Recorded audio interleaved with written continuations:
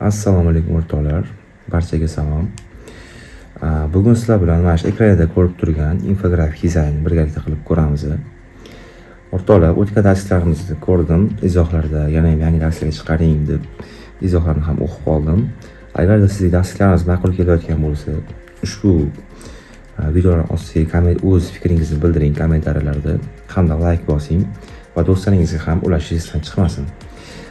Qancha ko'p like bo'lsa, qancha ko'p kommentariya bo'lsa, shuncha darslarimiz tezroq chiqishni boshlaydi. Bo'lmasa, ushbu ekranda ko'rib turgan infografik dizaynni qanday qilinishini ko'rib chiqamiz. Bo'lmasa ishni boshladik. Birinchi o'rinda Photoshop dasturini ochib olamiz. Razmerlarimiz 1080 x 1350 hamda 300 dpi. Proyektimizning nomini nomlab olamiz, ya'ni dazmol. Xo'p, birinchi o'rinda qiladigan ishimiz bu yerda albatta gradient toolni olamiz. Hamda uni rangini belgilaymiz. Gradient toolimiz, orqa fonimiz albatta bizga ko'k rang kerak bo'ladi. Rangini ekraningizda ko'rib turgan kodlardan ko'chirib olsangiz ham yoki o'zingiz taxminiy qo'ysangiz ham bo'laveradi bemalol o'rtoqlar. Gradient toolimiz albatta chap tomonda ko'rib turganingizdek to'qroq, o'ng tomonida esa ochiqroq qo'ydik gradientimizni va boshladik. Gradientni ko'rsangiz hozir o'rtaga qora, chekiga esa oq bo'lib qoldi, ochiqroq rang bo'lib qoldi. Bu unchalik to'g'ri kelmaydi. Biz buni teskarisini qilishimiz kerak. Chap tomonga ochiqroq, o'ng tomonga to'qroq qilamiz. Endi bir boshdan gradient yurgizsak, bizda mana shu natija bo'lib chiqadi. Bu juda ham yaxshi natija. Ko'rinishlar ajoyib. Endi dazmolimizni joylab olamiz, ya'ni rotatsiya qilib olamiz. O'ngga chapga aylantirib, o'zimizga kerakli rakursni belgilab joylab olamiz. Hamda anaqamiz ikkiga bo'linadi dizaynimiz. Chap tomonni ko'k, tepasini kulrang sifat qilib, rectangle tool orqali yonlariga silliqlik bergan holda, gradient bergan holda to'g'irlaymiz ranglarini. Tepasi kulrang oq sifatliroq bo'ladi. Ranglar shunday bo'lsa, kulrang oq bilan ko'k albatta bir-biridan chiqishadi. Juda ham oz ko'rasiz natijasini. Yonlari silliqligini 30 qilamiz. 30 piksel qilsak yaxshiroq bo'ladi. Hamda Ctrl T ni bosish orqali mishkani o'ng tarafini bossak, bizda warp degan joy chiqadi. Warpni o'ynaymiz o'ngga, chapga va bizda mana shunday chiroyli shakl paydo bo'ladi. Chiroyli shaklni joyiga keltiramiz. O'rtoqlar, shamollaganman, ovozim sal bo'g'roq chiqishi mumkin. Va ushbu rectangle toolimizni orqaga o'tkazamiz, dazmolni esa oldinga o'tkazib, dizaynimizni yana ham boyitamiz. Buning uchun text tooldan dazmol deb yozib olamiz. Shriftimiz Montserrat. Eng semizga qo'yamiz, ya'ni bu extra bold. Extra boldga qo'yib olgandan so'ng razmerni kattalashtiramiz. Va dazmol tekstini albatta dazmolning orqasiga olib o'tamiz. Shunda bizda chiroyliroq ko'rinadi albatta do'stlar. Va yo'q, extra bold emas, biz buni black ga almashtirar ekanmiz dazmolimiz shriftini. Shrift o'sha qolib, prosta black, ya'ni qalinlashadi yana ham shriftimiz. Endi esa yangi tool ochamiz tepasidan. Plusni bosish orqali o'ng tomondan va brush toolimiz bilan dazmolning orqasiga mana shunday yorug'lik beramiz. Bu ham dizaynga o'zgacha nur bag'ishlaydi, ya'ni o'zgacha ko'rk bag'ishlaydi. Ko'rib turganingizdek ancha ochiq dizaynimizni. Endi filtr orqali albatta biron bir narsani kiritmoqchimisiz, biron bir detalni kiritmoqchimisiz, uni albatta kamera raw filtr orqali unga berib oling. Ya'ni mana shunday teksturalarni, clarity'larni, exposure'larni berib olishingiz albatta shart. Sharpeninglarni, ya'ni bu qirralarini yana yorqinlashtiradi o'sha jismimizni ko'rishingiz mumkin. Kamera raw'dan oldin, kamera raw'dan keyin berilgan narsa o'zgarish juda katta. Ya'ni sochni qilib ochib turadi o'z dizaynimizni yana ham. Va albatta dazmol tekstimizga gradient beramiz. Bu gradient toolni aytgancha o'tgan darslarimizda o'tganmiz, qanday berilishini ko'rib olishingiz mumkin o'tgan darslarimizdan. Xo'p. Endi tekstni berganimizdan so'ng tekstimiz bundoq qarasak, qora, oq, qora kulrang juda ham bir-biriga moslashgan, chiroyli o'tib turibdi. Xo'p, endi qiladigan ishimiz dazmolimizning pastidan yangi layer ochib olamiz va uni brush tool bilan, ya'ni bizga brush tooldan smoke tool kerak bo'ladi. Smoke tool orqali biz xuddi dazmolimizdan par chiqayotgandek ko'rsatamiz. Ya'ni yana ham reallikka yaqinroq bo'ladi. Ushbu smoke toollarni va turli xil template'larni, shu rasmlarni Telegram kanalimga tashib qo'yaman. Telegram kanalim nomi pastda chiqadi yoki YouTube'da mana shu yerga silkasini qoldiraman, kirib bemalol yuklab foydalanishingiz mumkin ushbu fayllardan. U yerda barcha shriftlar, dazmolimizning rasmlari va turli xil smoke toollar, brushlar turishini solib qo'yaman ichiga, bemalol ko'chirib olishingiz mumkin bo'ladi. Xo'p, smoke toolni berganimizdan so'ng uni erase tool bilan ozgincha ishlov beramiz, ya'ni yonlariga o'tib ketgan tutunlarni o'chiramiz do'stlar. Yana chiroyli chiqishi uchun albatta bu. Xo'p, keyingi qiladigan ishimiz uzr. Boyitamiz dizaynimizni bu yerda.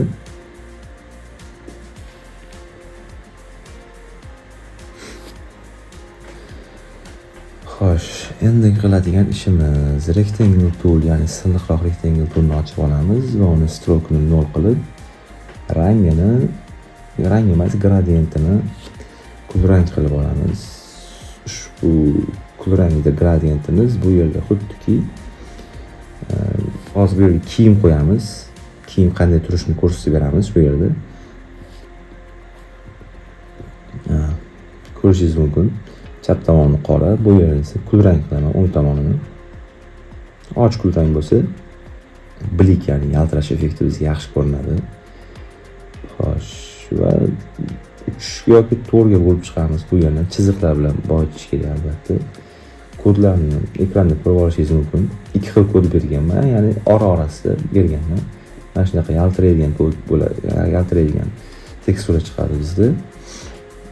Bu radialga, unga bunga o'ynab ko'ramiz. Albatta o'zimiz ko'zimizga yoqqanini keyin qo'yamiz. Linerdan o'ngga chapga aylantirib ko'rdim. Unchalik bu yaxshi bo'lmagani uchun bir boshdan, ya'ni 2 qavat yoki 3 qavat qilaman buni. 4 qavat qilar ekanmiz. Mana bu gradientimiz endi anchagina ochdi bizni dizaynimizni, ko'rishingiz mumkin. Keskin emas, bunaqa qora emas, och emas, o'rtacha turibdi. Ko'zga yoqimli bo'lib, dizayn degan shunaqa ko'zga yoqimli bo'lishi kerak, juda ham bo'rtib turishi kerak emas. E'tiborni asosiy jalb qiladigan narsa bu yerda bu rectangle'imiz emas, albatta dazmolimiz. Dazmolga ko'proq effekt qaratganmiz va bularga esa kamroq effekt qaratamiz. Ya'ni fokusimizni qaratamiz. Xo'p, endi yon silliqligini buni taxminan 30 lar qilamiz. Ko'zga yoqimliroq ko'rinadi. Va xuddi shuni kopiya qilamiz.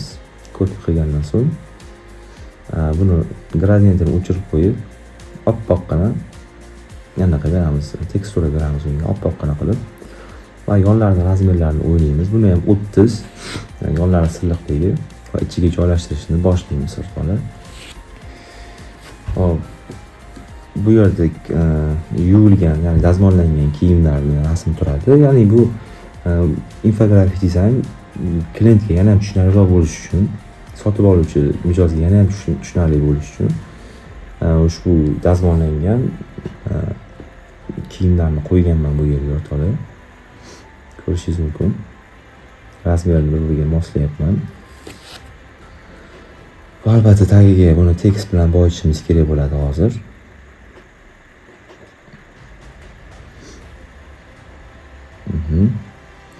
Kiyimlaringizni tekstligini ta'minlaymiz deb joylaymiz. Kiyimlaringizni monseratni ekstra bold bo'ladi, tekstligini ta'minlaymiz esa ingichkaroq bo'ladi. Ya'ni semi bold yoki undan pastroq boldlardan foydalanishingiz mumkin. Ya'ni vizual qaraysiz, qaysi yaxshi ko'rinsa ko'zingizga o'shani qo'yaverasiz. Uni farqi yo'q. Ya'ni endi dazmolimizga lenta boylaymiz.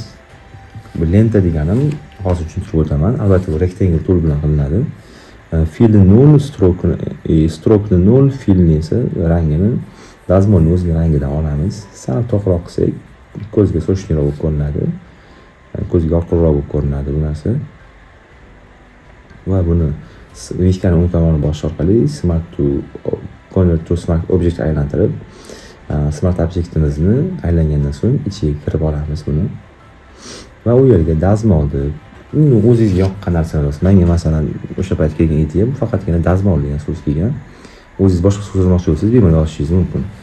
Dazmol yozamiz. Bunda ham xuddi mansirach deb ishlatildi. Extra bold. Va X ni bosib saqlanib qilamiz. Ko'rishingiz mumkin. Bu smart obyektni aylantirdik. Ana endi lentamizni esa joylashishini to'g'rilab chiqamiz o'rtoqlar. O'ngga chapga qilamiz. Ya'ni bu mana shunday aylanish effektini beradi hozir bizga.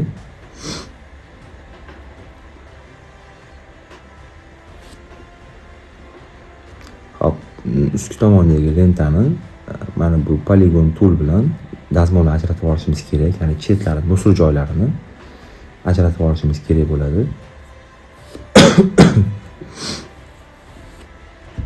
Lasso tool orqali polygon tool orqali ajratib oldik o'rtoqlar va erase tool orqali buni o'chirib tashlaymiz hozir. O'chirib oldik. Ko'rishingiz mumkin, mana bunda aylanish effekti bizda paydo bo'lyapti sekin-sekin. Va bu orqa fondagini esa ushbu obyektimizni belgilash orqali belgilab turib, ya'ni ushbu obyektimizni dazmolga kontrolni bossak birgalikda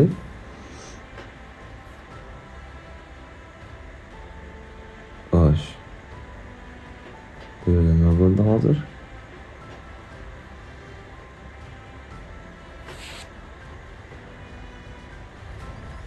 Kontrolni bosish orqali dazmolga bu yerda o'chirdik ushbu lentamizni, ya'ni orqa oldini ko'rishingiz mumkin. Mana bunda ushlash effekti paydo bo'ldi. Ya'ni lentamiz ushlab turibdi degani bu dazmolni.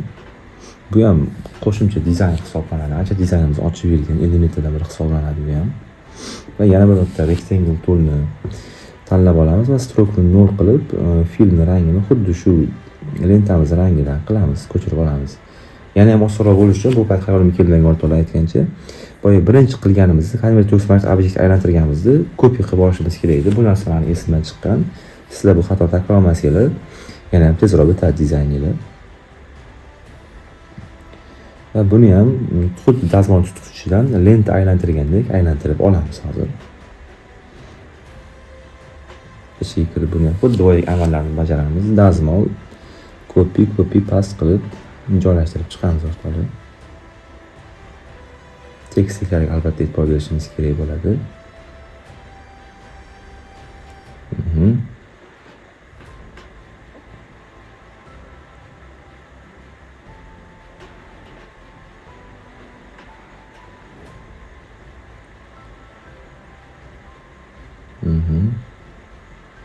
To'g'ri. Aylantirib oldik. Ikkitasini copy qilib va rotate qilib olamiz. Bu yerda xuddi o'sha effekt aylana, ya'ni tutqichidan lenta ushlab turgan effektini berishimiz kerak bo'ladi. Lentamizni pastligini o'chiramiz va tepasiligini ko'rib turganingizdek dazmolimizni kontrolni bosib turib dazmolimizga bossak, mana shunaqa effekt o'chirishimiz osonroq bo'ladi. Va buni ham erase tool bilan o'chirib tashlaymiz pastki qismini. Va ustiga lentamizni esa endi to'g'irlaymiz. Ko'rib turganingizdek pastki lentamiz ustiga chiqib qolgan. Buni pastga tushiramiz.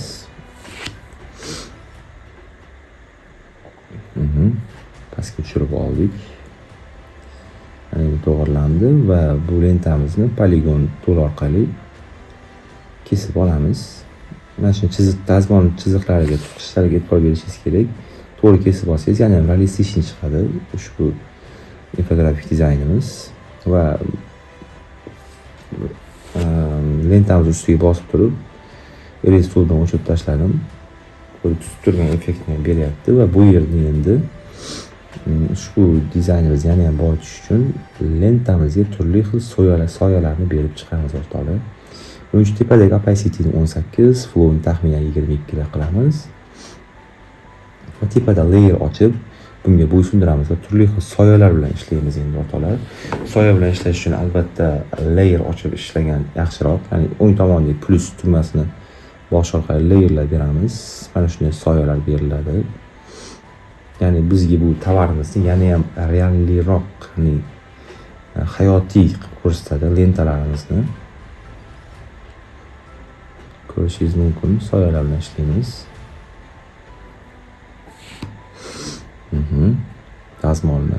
Lenta dazmolga ham soyani beramiz. Lenta xuddi tortilib turgandek. Va lenta ushbu soyamizga gavshni bo'lib bersa, yana ham tabiiyroq chiqadi. Keskin emas, yumshoqroq soya bo'lib chiqadi albatta bu.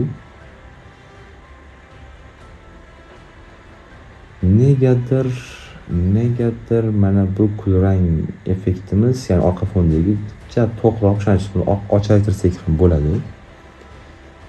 Sal ochroq qilsak yana ham dizaynimizni ochib turadi. Ko'rishingiz mumkin, ancha ochildi dizayn.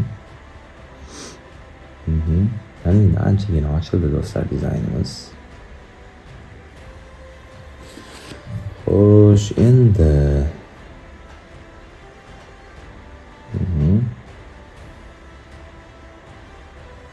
bo'ldi, orqa fonimiz to'g'rilandi.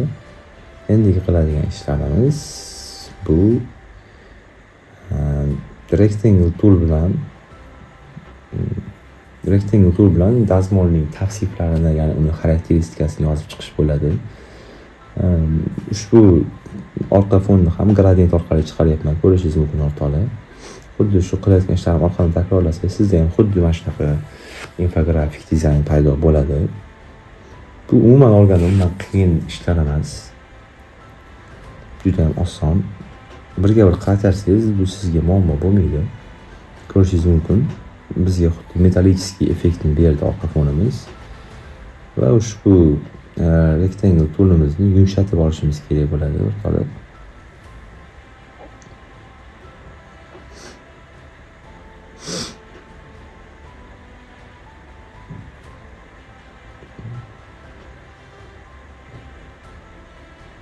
Properties orqali ushbu toolimizni yonlarini yumshatib olamiz. Ya'ni 30 piksel qilib olsak, yana ham yumshoqroq bo'lib chiqadi. Ko'zga yoqimliroq bo'ladi. Chunki hamma rektanglelarimizni 30 pikseldan qilyapmiz deyarli. Ko'zga yoqimliroq ko'rinishi uchun. Va bu yerga tavsiflarni berib chiqamiz. Birinchi tavsifimiz 30 soniyada isish funksiyasiga ega. Qizish funksiyasiga ega. deb yozib chiqamiz bu yerga. Shriftlarimiz pansirat shrifti, extra bold va tagidagi qizish funksiyasi teksti esa regular ekan, ya'ni qisqaroq, ingichkaroq. Asosiy fokus esa 30 soniyaga qaratilgan bu yerda. Ikkinchi tavsifimiz va uchinchi tavsiflarimizni rasmlarini to'g'rilab chiqamiz o'rtoqlar. Ikkinchi tavsifimiz 2800 wattda ishlaydi.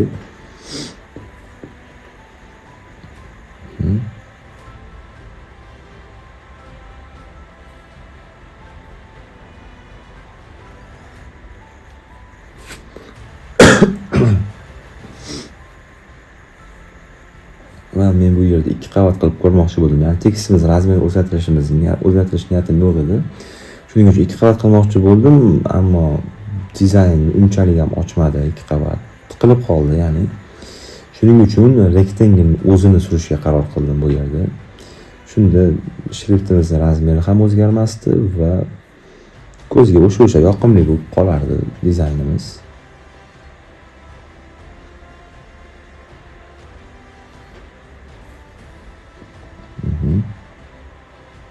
Juda ajoyib. Albatta, o'rtoqlar, mana bu tekstlarni ishlayotganingizda ularning tekstligiga, ya'ni birga bir turganiga albatta e'tibor berishingizni xohlayman. Ya'ni Photoshopimiz avtomatik sizga to'g'rilab beradi mishka bilan surayotgan paytingizda. Ushbu tekstlarni bosib o'ynasangiz, albatta sizga Photoshop to'g'rilab beradi. Ya'ni tekst turgan joylarini. Bularni bo'ldik. Ana endi ushbu kartochkalarimizni, rectangle toollarimizni yana ham boyitish uchun uni ikonkalar bilan boyitamiz. Ya'ni ikonkalarni men asosan flaticon.com saytidan olaman. Bu yerda dumaloq qildim, dumaloq unchalik ham yarashmadi va o'zidan olishga harakat qildim. Ya'ni rectangle toolni o'zidan kopiya qilib, mana shunday effekt chiqardim. Buni hozir tepasiga turli xil ikonkalar, tavsifni boyitish uchun ikonkalar qo'yib chiqamiz. Fatikon saytidan turli xil ikonkalarni yuklab oldim. Ko'rishingiz mumkin. Ya'ni bu tez quvvatlanish, necha vat bilan ishlashlari hamda tez qizish funksiyalari kabi funksiyalarni yoritib berish uchun ikonkalarni joylashtirib chiqishni boshladim. Ko'rishingiz mumkin. Ikonkalarni bir-biriga yaqinlashtirib, uchasini bitta qilib, razmerlarini to'g'irlab oldim. Birinchi o'rinda razmerlarini to'g'irlab ancha ishlov berishni boshladim bularga do'stlar.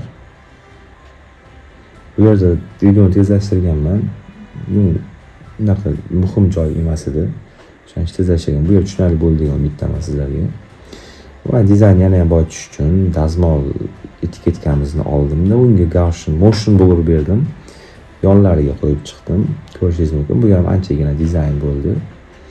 Ancha chiroy berdi dizaynimizga. Va ko'rishingiz mumkin, keyin esa etiketkamizni, dazmol etiketkasini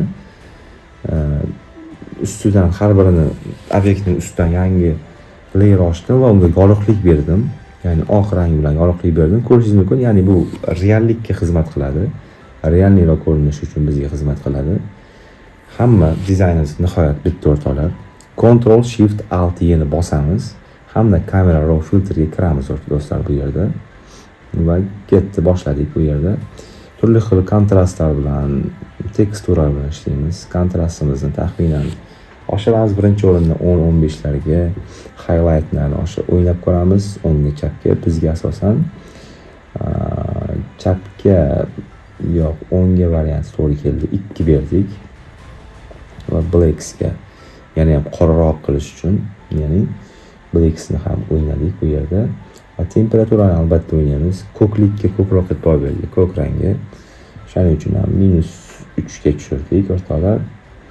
Va saturationga ham e'tibor beramiz. Bu yerda yana ham sochliroq ko'rsatadi anaqamizni, infografik dizaynimizni. Hamda tekstura, albatta teksturaga juda katta e'tibor berish kerak. Bu tekstura bizni obyektlarimizni bo'rttirib chiqarish uchun xizmat qiladi. Va albatta clarityni ham to'g'irladik bu yerda. Dehaze'ni ham to'g'irladik o'rtoqlar. Bilasizlar, bu dizaynni qilish, birga bir qilib ko'chirish juda ham oson. Lekin bu dizaynni qilish uchun unga ideya topish bu albatta qiyin. Ya'ni ideya degani turli xil dazmolni joylashishi, mana bu kiyimlaringizning tekstligini ta'minlaymiz kabi so'zlarni qo'yish, joy-joyiga joylashtirib chiqish bu juda ham qiyin narsa. Ideya eng katta narsa bizda, eng mashaqqatli narsa ideya o'ylab topish bosqichi bo'ladi. Agar tayyor ideya bo'lsa, men buni rasmlarni 20 daqiqa yoki yarim soatda yasab tashlayman. Shu ideyani topish uchun ham menga rasmni yasash uchun ham kamida menga 2 soat yoki 3 soat vaqt ketdi o'rtoqlar. Ushbu mehnatimizni qadrlaysiz degan umiddaman. Qadrlash uchun albatta like bosishingizni so'rab qolaman. Videolarimizga ko'proq like bossangiz, ko'proq odamlar ko'rishni boshlaydi. Va ushbu darslarimiz davomiy chiqishini ham ta'minlaydi desak ham bo'ladi o'rtoqlar. Deyarli ishimiz bitti. Ko'rishingiz mumkin. Kamera filtr berishimizdan oldin bu yerda va undan keyin ancha-muncha ochilgan dizaynimiz ko'rishingiz mumkin. Shu bilan o'rtoqlar bizning darsligimiz tugadi. Barchaga rahmat. Albatta like bosishni unutmang o'rtoqlar. Barchaga rahmat. Sog' bo'ling, salomat bo'ling.